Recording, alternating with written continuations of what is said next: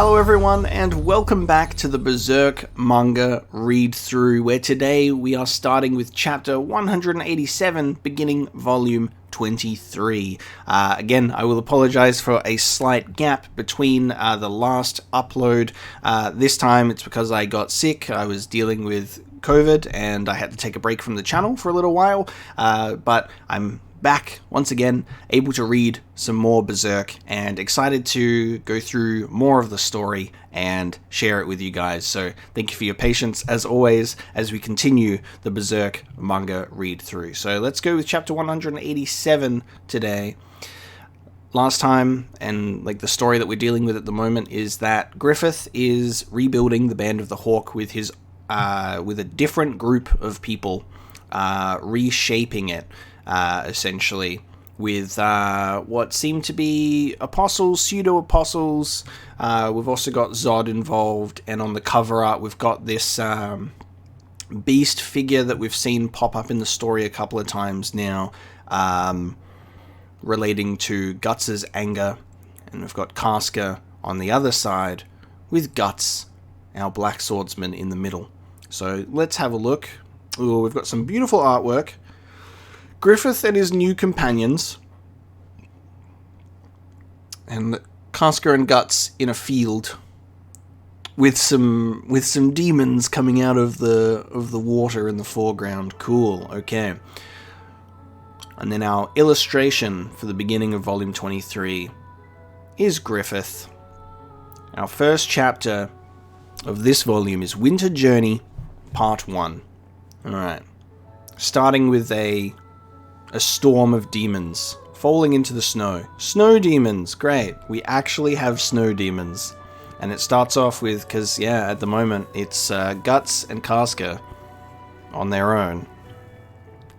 Slicing through the snow. It's the Christmas special episode. With Puck taking shelter in Casca's hood. There's no end to them. Not like that's new. Casca. It would be hard to take down snow demons, especially when you're surrounded by snow. You, like, cut it down and then it just comes back up again. Sweet! Ah, the sun's rising. Cool. So the sun's rising over the mountain. Instantly, the snow demons crumble. There you go. Surviving till sunrise. What was that all about? It's cold, huh? I'm just dandy, though. Elves don't get cold like you humans.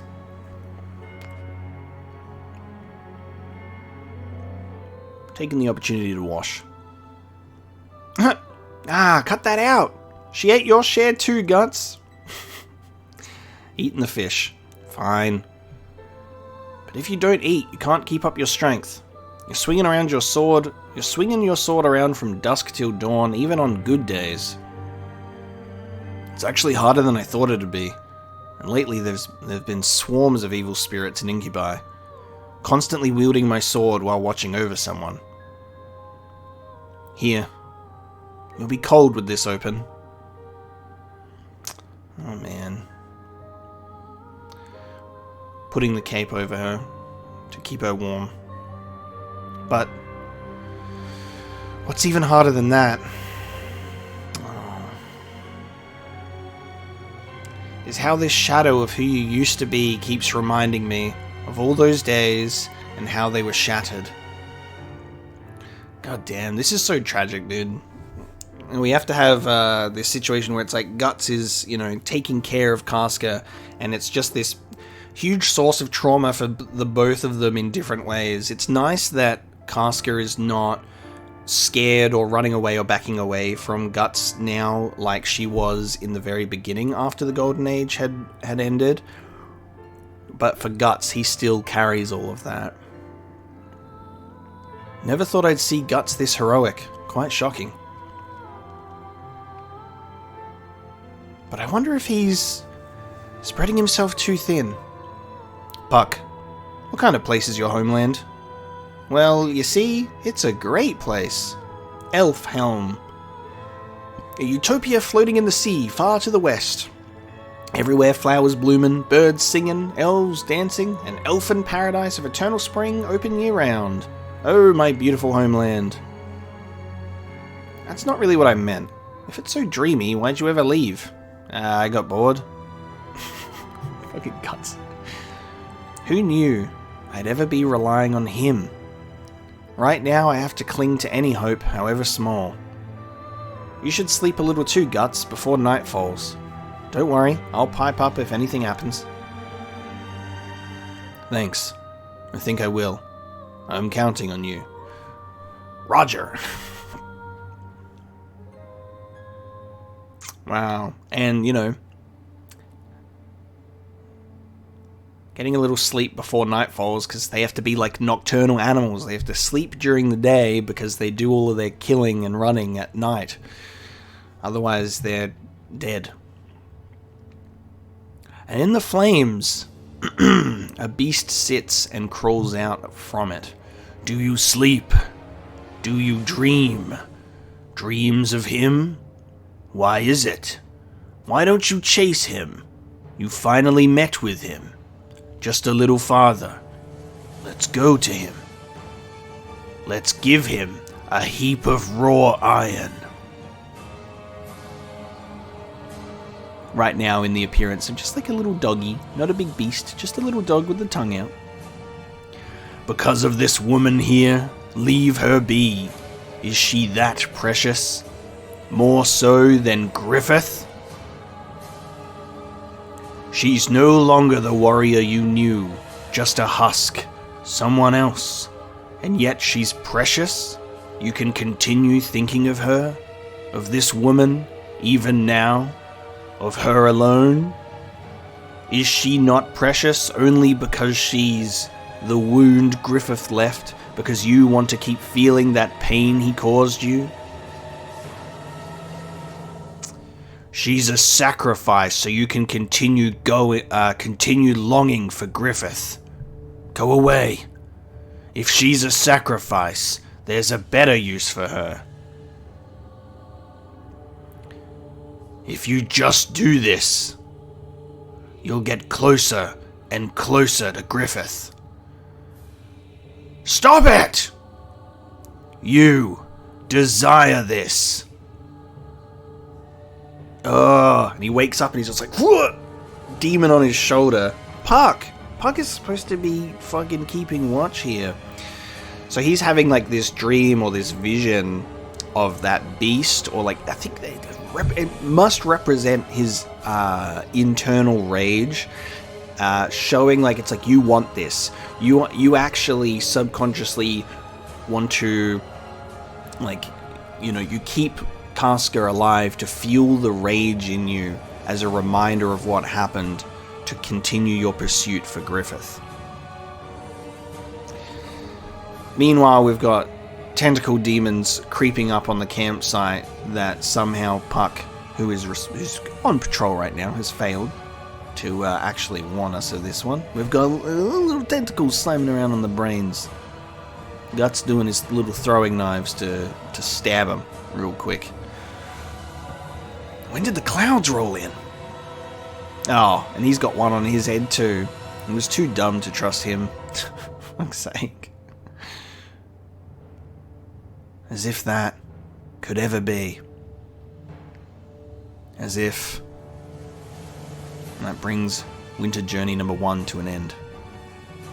Where he tries to trust Puck to get some sleepy time, only for the inevitable and the obvious to occur. So we'll continue with Winter's Journey, Chapter 2. As the clouds have rolled in, the moon is high, and Guts is, again, fighting off a new kind of spirit. New demons, not snowy this time. Kick some butt! Dawn's around the corner! You know, Guts has been a little odd lately. Like, he's more serious, kinda.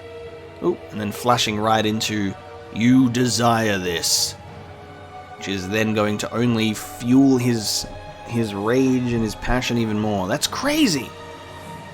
Oh, and Casca's gonna go and try and catch a rat now. Of course she is. Come on, Casca, going out there is dangerous. He's like tugging at her hair. And that's going to be a distraction that Guts doesn't need right now. Oh, and he shields her as all of the demons grab hold. Guts! Far out. Casca looks up at that. Ooh. Oh shit, Guts. So he's feeling this rage, his face. And his eye, very similar to the shape of the beast that is currently haunting him. Look at this! And he has his hand around her throat. Which is not the first time he's had his hands around her throat. Due to like some subconscious trauma. Holy shit. We don't need this right now. You need her to trust you and feel safe around you, my man. God damn it.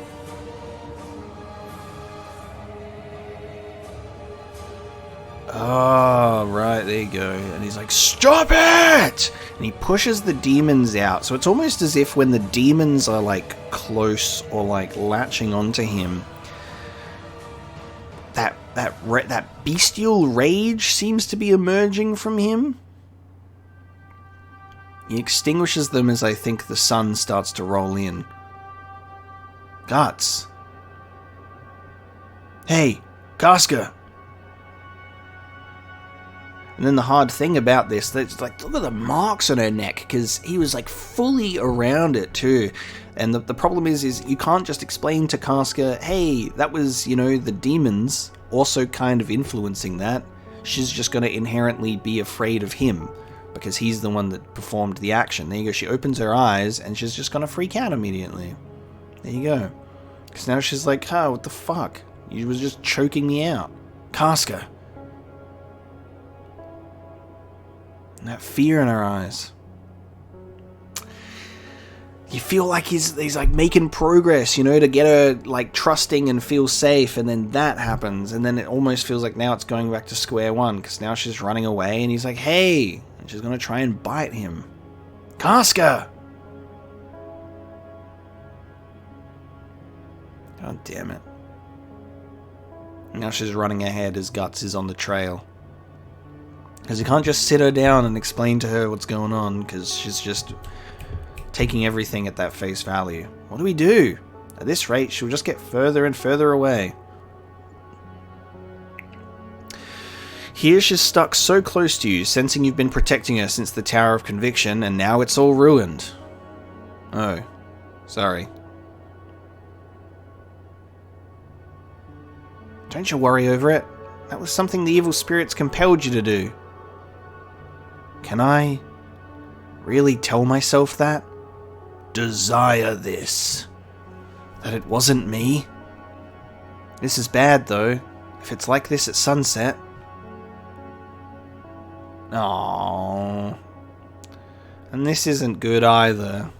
Because now we've just bound her. So we're just walking her like a dog. Oh, now come on. Oh, hold on. You're taking this too far, even considering. It's pitiful. This is no better than that witch hunt. What else can I do? You might be right, but she'll hate you even more. Right now, protecting her and moving quickly are most important. Nothing else matters. I was prepared. I knew a journey wouldn't be easy, with the two of us branded. It's not just the rigors of travel. It goes far beyond a personal war, fighting to protect someone. Throwing another throwing knife just an inch away from her face to protect her once again. And it's not just about completely protecting Casca, because my death will result in her death. I'm used to fighting to survive. But what grows worse daily is the pressure not to die, because if he dies, she dies. Have I ever before wielded a sword so heavy?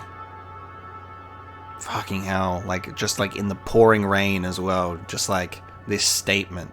Because he's not just talking about his physical shield, his physical sword. He's talking about, like, the weight that he currently has to carry as well. Like, it's more than just the sword. I was prepared. Oh, and while he's resting, Casca tries to wrestle free a knife. And has to push her away. But still, amongst everything, perhaps I was holding on to some indulgent hope. If only we could connect somehow. It's a pretty tough mental barrier. So far away. Damn. That's the end of Winter's Journey 2. We'll move into chapter 189 now to continue the story. Alright, chapter 189, Scattered Time. When was that? The last time she smiled. Fatigue is ruining me. I can barely protect her as she looks at me with distrust and animosity, and my license to touch her with tenderness expires. My distrust of myself spurs me on. I swore I'd stay near her, not abandon her. But she grows distant. Far out, man. So we're now having to deal with, we're now witnessing and dealing with Guts' own internal struggle, and him processing the fact that, like, his whole existence is this curse to be forever hunted by demons. But not only that, does he have to watch out for himself, but he is constantly trying to protect Casca, because like we just went over, like, if he dies, she dies, and he is just constantly pushing himself to the very edge all the time, and then wherever they go, trouble follows. It's not like they can go and take themselves to, you know, a heavily fortified place and chill out for a while, because demons come out of the shadows no matter where they are, and then that'll just cause trouble for whoever they're around. Plus they're being hunted by humans as well. And then we've got Griffith in the mix. Like, it's all seemingly hopeless, but despite all that, Guts has to struggle and overcome and push through all of this in the name of protecting Casca, while also wanting to enact his revenge on Griffith. It's pretty heavy stuff. I know, we got trouble, Guts. Wake up. I only dozed off for a bit. If we don't hurry, the sun will set. Let's split up the search. Oh, man. So he dozed off for a bit. We've had some time pass, and Casca's freed herself already. This is not going to go well. Casca! Ah, hell. Every village and town around here's empty. Not a bit of food left. Talk about bad business. Hey, don't you think it's time for us too? Not being chased by officials is great, but if we come across the Kashan, we's finished. Got that right. I don't ask much. Let's just go someplace where there's food and women. Hey, who's there? Turns around and it's literally just Casca getting herself into trouble, looting a bag nearby for food. Ah, my dried meat! What in the... A woman? Pilgrim clothes? Where's a pilgrim around here? I was saving that for last! She ain't bad, this broad. You gonna rape a pilgrim? That's a sin. No, boss. She's a blessing from God for us wretched thieves. Well, works for me. I'll have to thank God for this. We just can't go like a fucking arc without Casca being assaulted. Like, it's just fucked. The very first thing that happens every single time Casca encounters any single fucking human with a penis is gotta fuck. Like, Casca can't catch a fucking break. She's running away from the one man who can protect her from all of this, and is scared of him because he's literally overflowing with rage, so she runs away and then gets herself into more fucking trouble. Oh man, Mira just can't write Casca in any scenario where she's not just being further traumatized or assaulted. It's just constant. Is this Casca for the rest of the story? Like, is this who she is? Is she just cursed to be like the character that is always the victim of sexual assault? Because it's fucked. Like, I don't... Unless there's some sort of awesome story moment where she gets her mind back and she becomes a character again. It's so depressing. Casca! I was naive. When I headed for the Tower of Conviction, I just hoped she was still alive. Alive and safe. That was all. But when I got her back, I thought that was everything. I was too naive. Even doing that, there was no way to wipe away the years I left her behind. There's no way to make up for all the time I left her in the darkness. All the time I spent wandering. All the time I left her there alone. I've become estranged from her. Oh my fucking god, man. Like, I was really looking forward to, and I'd really been enjoying not having to censor panels in this story. I was also really really appreciating the fact that there hadn't been a scene like this in a long time. But Mira went, let me check my notes here. How long has it been since the last time Casca was a victim of sexual assault? Let me just quickly make sure that we do that one again.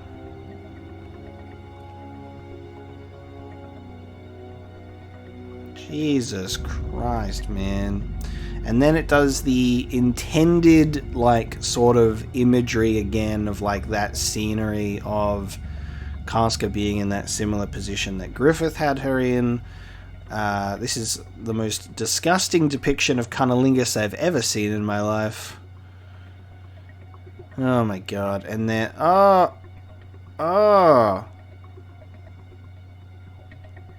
And there we go. Flashing right back to the eclipse again. I mean, is that entirely necessary? Like, we know... We know that Casca has these traumatic flashes back to the eclipse. We know of this. And we know that it's spurred on from events like this. But there's only so many times you can keep doing this when you go, yep, that's Casca flashing back to the eclipse again. Like, dude. Casca! Holy shit, okay. What the fuck?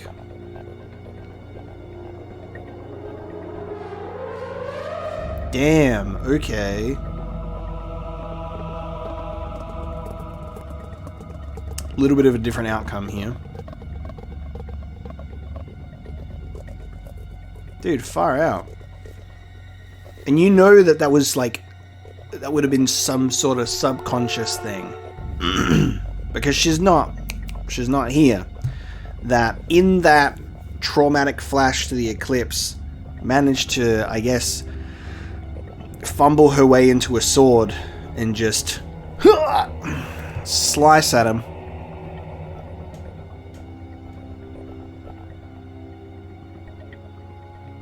And then pulls the sword on Guts. I see...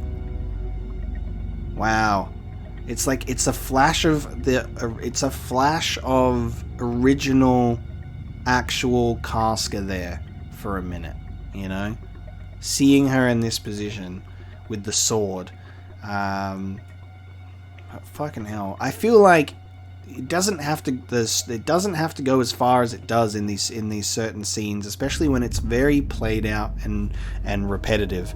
It's like the part of the story that just we're in this period where the main story progression that is happening is Griffith coming back and building up his little band of the Hawk again. But outside of that, when we're on Guts and Casca, right now it's Guts fights demons, Casca gets sexually assaulted. Guts fights demons, Casca escapes. Guts fights demons. Like, there's really good character moments here, don't get me wrong. But it's just, there's only so many times you can have a chapter or a story event that goes, Guts fights demons. Like, now he's fighting snowmen. Now he's fighting little, like, night spirits. You know what I mean? We need to spice it up a bit. Quick, let's do that thing that we do with Casca, because it's the only thing we can do with Casca. I need to air out that grievance, because it is a little bit frustrating. It's like like I said, don't get me wrong, enjoying the character moments and the story, and Guts' struggles and internal monologues, great. Definitely consistently unnecessary scenes with Casca. I can see what they're going for here. But yeah, this is not good.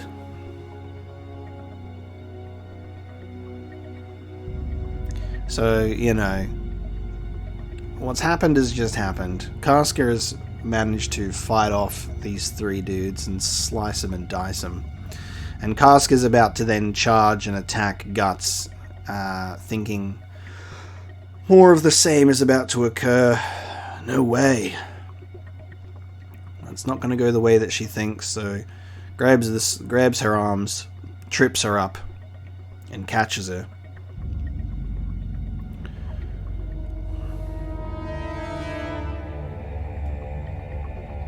Oh man. And this is the worst part about this, because Guts is just trying to fucking protect her and save her. But because she's fucking clawing at him and freaking out right now because of what's happened, Guts restraining her is only making it worse, because it's just triggering all of this stuff.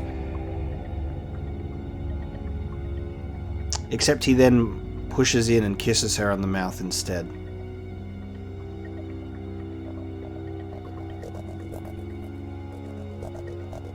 And that was the end of chapter 189. It's like, I need to suppress and calm her down from the fact that she's constantly scarred and being put through these awful situations where men are forcing themselves on her. Quick, force myself on her. That'll help. Chapter 190, The Fangs of Ego. As we start with the blood bubbling and trickling down from his cheek as Casca has scratched it. As we have a kiss happening. And she ain't happy about it. She's struggling. What the fuck?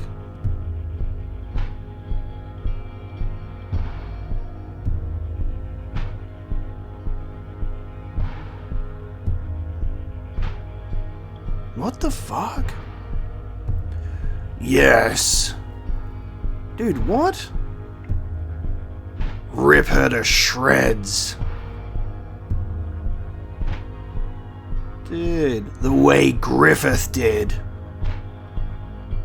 Bite and tear. She's a sacrifice. You must. Oh my god. Lose everything. Well, this is clearly not happening, actually. Make everything food for your malice. Jesus Christ. Like, what the fuck?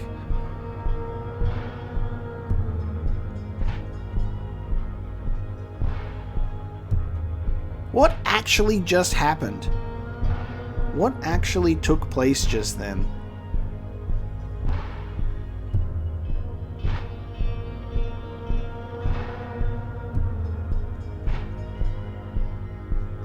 Dude, what?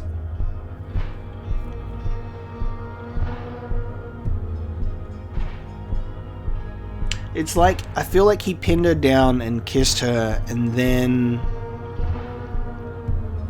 he must have had that flash, that vision again of the beast inside him like taking over, but then he pushed back and was like, oh man, and then she's just like kind of lying there. What the fuck is going on? Ugh.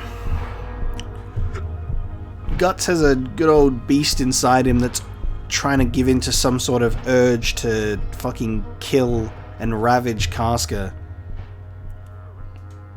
And then he has to now fight against that as well. So not only is Casca pretty much always at risk of being assaulted by everyone around her except Guts, now we can add Guts to that list. Because he's also in danger of apparently decapitating her with his mouth. Hey! Casca, hey! If we don't find her soon, the sun'll... Oh, looky! It's our boy. doing a steal. Because of course he is. Hey, Droopy! If it ain't Droopy! Ah, Puck! I found you! So, been a while. You survived? Of course I did! Looking for you! Never thought you'd be here! At all eating, talking, or running. Gotta pick one. Not gonna happen. I'm being chased by scoundrels right now. Ain't the scoundrel being chased?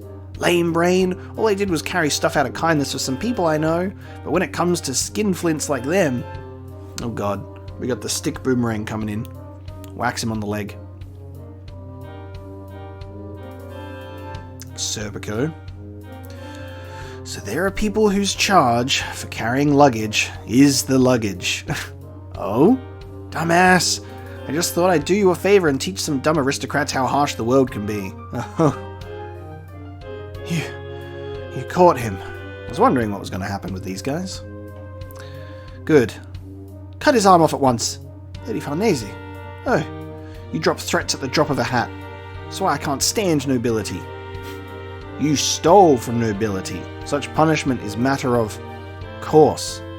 Can you see me now? Lady Farnese. Nice one. And there we go. They all show up to Guts. So, that's why I brought along some guests. Hi. Yo! Reunited once again. I need this. I need some lightheartedness again, because goddamn, without this crew, it gets fucking grim. That's why, like, Berserk would be fucking depressing without Puck. Puck is like that humor foil that you need for how grim this story gets, that when you have Puck there, it kind of helps. You need this lighthearted nature to really balance the scales. Otherwise, the whole story is literally Guts hates himself and is almost dead and fighting demons all the time, and Casca is getting, like, assaulted constantly. It's very depressing without this group. You guys. I've been looking for you real hard since last time. You thought you could run from me, but you can't. Chase like a snake, bite like a snapping turtle, and gnaw like a vulture. That's my motto. We've got a sick girl and a good for nothing. Give us a break. Oh yeah, where's Casca? Oh yeah. Casca, thank goodness you're safe. She turns her head away. Huh? What's going on? Casca's tied up. It's for our own safety. A lot's happened. Well, I don't know why, but that aside... It's deal time! Now you get to pay me back. You're gonna teach me the secrets of your sword fighting and the secrets. Leave nothing out. And soon, like now. So what about you two? Then I formally recognize you as a disciple of Elf Dimension style. You still trying to catch me? Yeah, watch out. They were about to hack my arm off earlier. That's because you're a criminal, ferocious thief. First lesson, the 1,000 spike strike. Lady Farnese.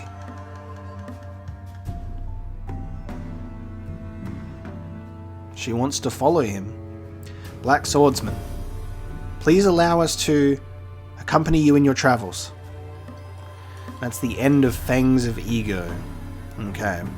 So that ends with Farnese being like, come on, let me come with you, please. Chapter 191. Please allow us to accompany you in your travels. Wilderness reunion. Come on, aren't you going to kneel too? Pretty sure Guts doesn't care about kneeling. What's the big idea? Don't trust them. It's like they're suddenly revealing their hand. I bet they'll wait for a chance to nab us. After all, they're from the Holy See. I have already secularized myself and abandoned the church. Like we trust you or anything nobles say, or thieves. I want to know what transcends the order I clung to, the truth. I want to learn a way to survive in the darkness, where the light of that order does not reach. From you. Please, show me the way. Even if you confuse us by saying complicated stuff, it ain't happening. That's right, it's too complicated. Now you're going to pay up for what you did to Casca at the Tower of Conviction. A little more and she would have been a charred corpse. Him too. If yesterday's enemies are today's friends, first make some damn sense. Maybe I'll expel him. So, maybe you'd like to kowtow once for us? Can you do that, Miss High Pride Aristocrat? Ooh. Okay, symbolism time. You want to fight me? Fine by me. No, she's cutting her hair. Which signifies a change in character. Haircut time. This is all I can do now. Someday I will make amends. If you say anything else, you'll totally be a villain. Why do priests and nobles gotta be so drastic? Do what you want. Oh, alright then. Oh, that was fast. I don't need payback or apologies. I've killed your comrades, we're even. But forget me showing you the way. That ain't my style. I don't know what it is you want to learn, but do it yourself. I won't bother you if you don't bother me. Thank you. It's still too soon for that. You might regret this by tomorrow morning, because you're going to have to travel with the man who fights demons every single night. Going with us means you won't have any more restful nights. Oh yeah? You mean we'll find more ghosts and monsters? That's what I'm talking about. Something's odd for Guts to accept other people that readily. It's because he needs some fucking help. and he's in a position to actually accept and potentially admit that. He needs some fucking backup because it's just him and he's tired as hell. And Casca keeps running away. Well, we'll see about that. The night's long. If I was alone, if it was the usual me, I'd be refusing them outright. Man needs help. Honestly, this time I give up. For the first time, I'm counting on complete strangers for help. Everyone gather up firewood, we've got to keep it going all night. Why are you giving orders? I'm shuddering at my own sinisterness. Yeah. I'm beaten down by my own powerlessness. When was the last time she smiled? Again. The curtain on night descends. Oh, now we're going to the southern Midland fiefdom of Lumius.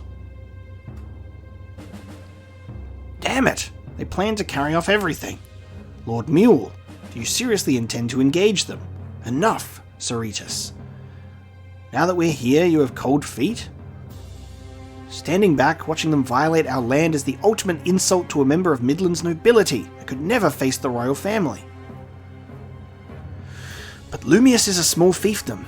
Your family is not even permitted to enter the royal palace. There is no need for us to risk our lives in duty to the royal family. And what of my father and brothers who died in heroic defense of the castle? You mean they died in vain? All the more reason, my lord, so that the bloodline will not be cut off.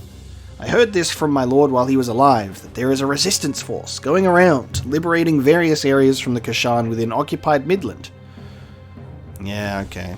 It is said that commanding them is our hero and savior from the 100-Year War, the White Hawk, Count Griffith. Griffith? But I've heard that Count Griffith died. 3 years ago he was arrested for treason and died in prison. It is also said he was rescued by his men and escaped to the capital. The details are unknown, but instead of gambling the doom of your family on this reckless fight, perhaps it would be more prudent for now to abandon this territory and unite ourselves with the resistance force. That White Hawk isn't it simply a rumor? But if it's the truth, Lord Mule, please exercise prudence in this. Those are our people. They don't know the castle fell, and on their way there, they ran into the Kashan. There's women and children too. Lord Mule, this isn't about royal devotion or my honor as a noble. All of you, follow me! Rescue our subjects! Interesting.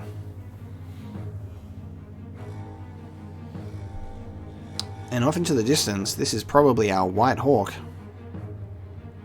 Oh yeah, there it is. And that brings chapter 191 to a close, as we end with a silhouette, an ominous looking silhouette of our hawk. An interesting chapter where once again we are confronted with some very dark parts of humanity. Every time Casca meets someone new, there is threat of that being a thing in the story. I was really appreciating not having to censor a bunch of stuff, but there you go. We had to do it again. Yeah, ultimately I have a bit of a grievance with that being such a frequent thing in the story. It does take away from the rest of it for me. I just feel that while I understand its inclusion to get to a certain point, I don't feel as though it needs to be done so frequently in this way. You can still have the same outcome by not having to go so heavily in that sort of realm. There's only so many times you can have Casca be put in the same situation to flashback to the eclipse where it stops being something that's like, oh my god, and it starts being something that's been like, oh my god, you know, like again? So, you know, it's the only thing. But like I said, obviously still enjoying reading through the story. There's nothing wrong about that.